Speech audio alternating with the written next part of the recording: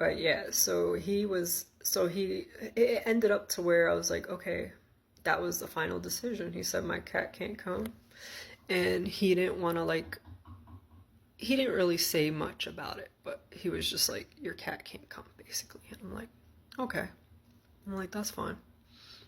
I'm like, all right. So I was like, I'll find somewhere else. And then he kind of like trailed off and ghosted me too. But then we were planning to go there, and he came back with, because I wanted to bring the cat, and I guess he didn't want to say no.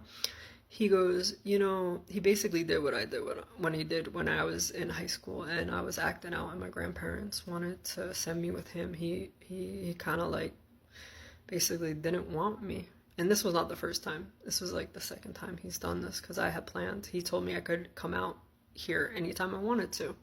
And I said, oh, okay. I said, that would be great because it would be nice it'd be easier to stay with somebody for a little bit. I never once thought about not paying my way. And then he bugged out. And I think it really was because one of the cat. And I think it was because of what I said in regards to my aunt, because it was like, instantaneously changed to like, no, you can't come here.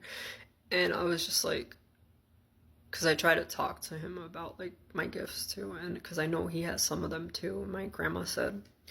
And it's nice to talk to people who have things that you do like that, I guess, and especially if they're your parent, to find out why like you are the way you are.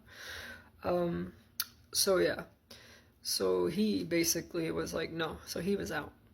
Then like I said, my grandma, I planned to go down with her because she swooped in too.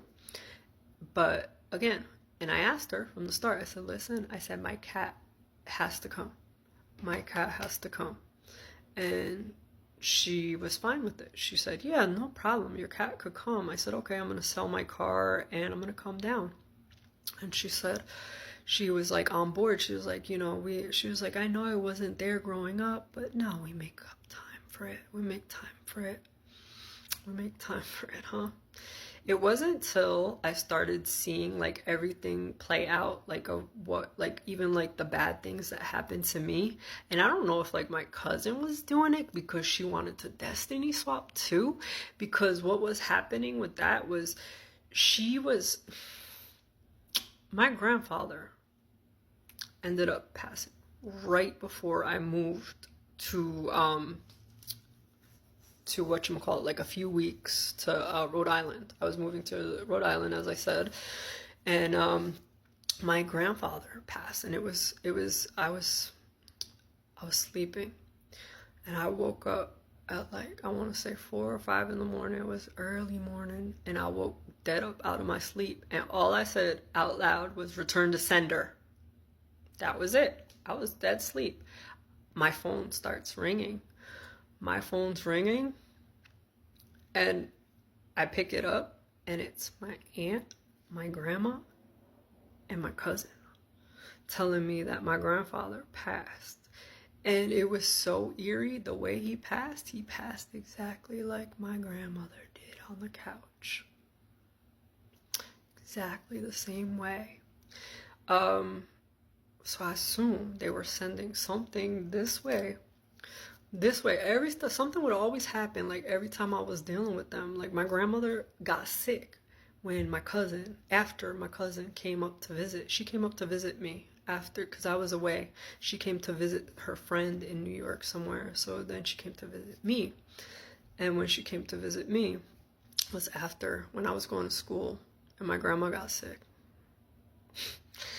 And then the next time I was going to visit them in October to go to Halloween Horror Nights, and when I was going to visit them, my uncle passed.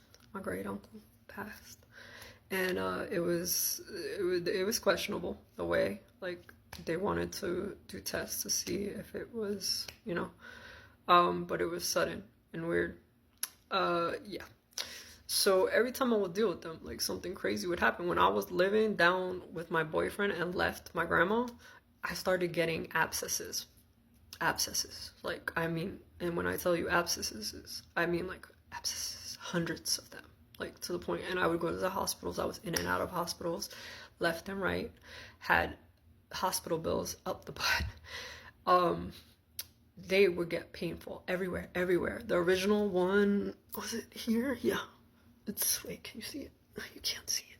No, you can't see it. That one. Yeah, it was that one.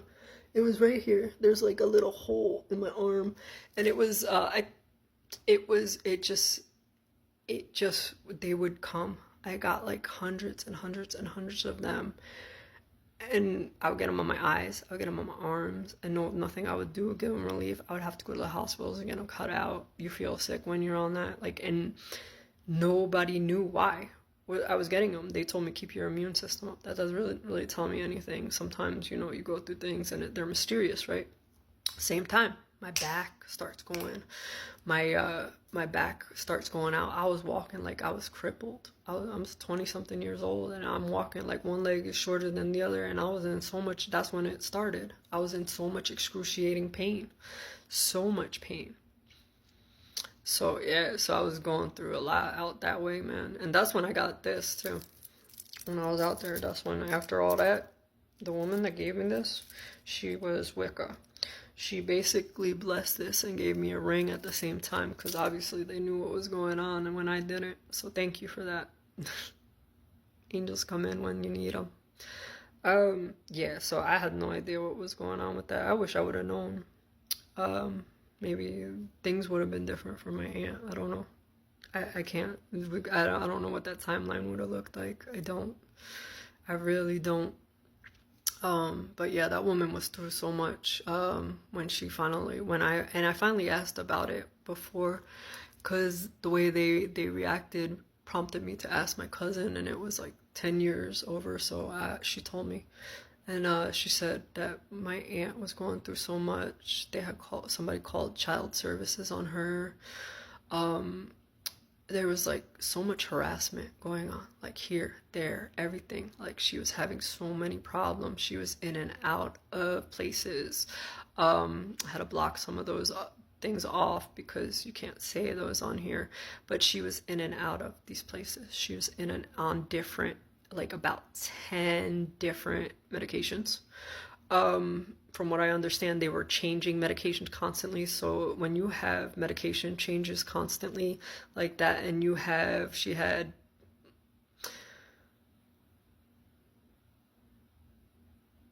let's see, trying to think about two poles. She had 2 poles, right? 2 poles, right? This split 2 ways. And it was out of whack, right? So can we make an assumption with that, I guess? Yeah, and so when you have that, sometimes it takes months to regulate. So they were putting her through shock therapy as well. I didn't even know that was still a thing, but they were putting her through that as well. And my grandma at the time was in the hospital, from what I understand, and my father and my aunt decided when that woman was at her weakest and her lowest, they were going to go in on her. Similar to like what my sister and mom did. They tag teamed her, telling her that she was no good, she was this, she was that, she was the other thing, she was horrible. Basically all horrible things to basically push somebody over the edge and get them to, line their pockets. That's what they did. They got her to line. They got them to line their pockets, because they all liquidated assets of hers and everything. They all got a payout off of it. Something tells me they've been doing this for many, many years, right? Stealing people's birthrights. Yeah. So that woman didn't deserve any of that. She didn't deserve any. She was a good woman. Yeah, Jesus, all that. But yeah, to have people go in, and then I guess my grandma was released from the hospital. So, and that was that. It was a few days after Christmas, huh?